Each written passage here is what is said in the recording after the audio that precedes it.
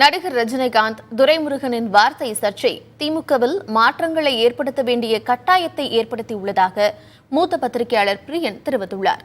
இது தொடர்பாக அவர் அளித்த தொலைபேசி பேட்டியை கேட்கலாம். ஒரு பார்ட்டி தன்னை புதுப்பிச்சுதான் இருக்கணும். ஆக்சுவலா அது திமுக சீனியாரிட்டிக்கெல்லாம் ரொம்ப மதிப்பு கொடுக்கறதுனால யாரையும் அவ்வளவு சீக்கிரம்லாம் பதவியிலேருந்து எடுக்கிறதோ தள்ளி வைக்கிறதோ இந்த மாதிரி விஷயங்கள்லாம் ரொம்ப ரேரா தான் பண்ணுவாங்க. ஆனால் இப்போ அப்படி கிடையாது. இப்போ பல்வேறு கட்சிகள்ல இளைஞர்கள் நிறைய பேர் வராங்க. விஜய் கட்சி ஆரம்பிக்கிறாரு, இளைஞர்கள் வராங்க.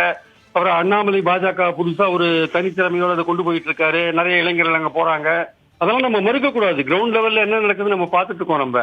சோ அது மாதிரி இருக்கும்போது திமுக இளைஞர்களை நிறைய கொண்டு வரணும்.